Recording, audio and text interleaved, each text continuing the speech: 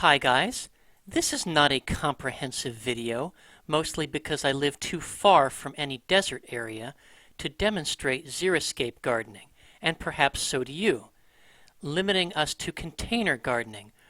Or perhaps you do live in Arizona or Nevada, in which case you should be teaching me. Instead, here are some tips on care, identification, and where to buy them. Cactus are misunderstood. One of the most common questions is, why does mine never seem to grow, or why does it never bloom? Secret number one. Winter has become the retail growing season on account that it precedes Valentine's Day, just as Christmas products start hitting the shelves in October. Cactus has joined tulips and amaryllis as a Valentine's or spring product. 20 years ago, I went into Walmart and they were starting to sell some tiny little cactus in January. Now that shipment comes in November and in some places never ends. So a cactus is a plant that lives where there's a short rainy season during which it grows to hold whatever amount of water it receives, even splitting if it gets too much, and then is dormant for the rest of the year. You can tell by the leaves on my Adromiscus cristatus when it was at the grower, when it was for sale on the shelf, and since I've been watering it again. It used to be, and in some cases still is, you give it plenty of water during that time, and then not much water at all the rest of the year. But the retail industry has made that meaningless. You might order a plant whose winter is our summer. Growers have so many shipments available year-round, they're changing the life cycle of the plant, in which case they are healthy enough to bloom or even fruit. Secret number two. Most cactus like to be watered. When I was a greenhouse manager, I was surprised to find an exotic Euphorbia obesa from the South African desert thriving in winter in a greenhouse with sprinklers.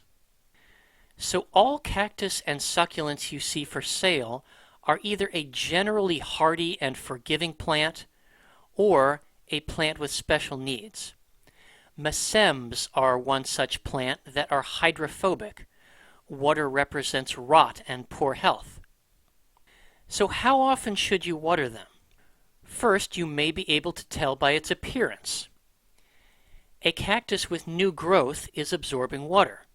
One that's starting to look wrinkled is too thirsty. At the garden center where you bought it, are all the pots soaked and the plants nice and plump? Or are they dry as a bone? Second, the thing that makes a growing season are the conditions. If you have a greenhouse, the season never ends. If your house is cool and dark, the cactus is entering a dormant period. Keeping them near a window may help them become aware of the natural seasons. Going to a garden center has many advantages over ordering online. You can pick out the healthiest ones. You might be pleasantly surprised. There was a time when you could order the very plant in the photo on eBay because the seller had just one that he was selling out of goodness. But unfortunately, 75% of all plant listings are seeds with photos of the crop you'll grow in your own home, as if you have the skill to do that. And of those, 75% are common plants. Retailers have to consider the cost of shipping and production. It must have been quite a moment when they discovered the calancho, or mother of millions plant.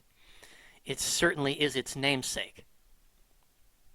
The one advantage to ordering online is you can get rare specimens they don't have at the garden center, in which case you don't mind paying for shipping or starting with a cutting or even seeds. Cactus identification is different from any other plant identification.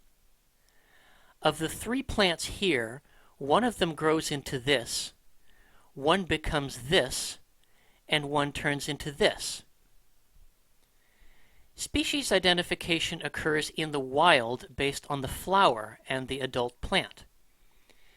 It may be hard to tell what your species is supposed to look like when it's healthy.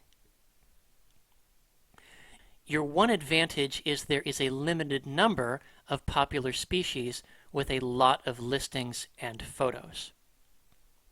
Besides water and sunlight, cactus like what most plants would consider poor soil, although it's not really poor. The roots like a confined space, which is why you should never move them to a bigger pot unless it's absolutely overgrown the pot it's in. As tempting as arrangements are, the form they come in is actually the best thing for them, unless you bury them in the pot so it only appears that they are sharing the same substrate. One exception is the prickly pears, genus Opuntia, which can grow outside as far north as Massachusetts, in regular soil or containers combined with anything from ferns to coleus. Thank you for watching. Here are some species in my collection that are doing very well.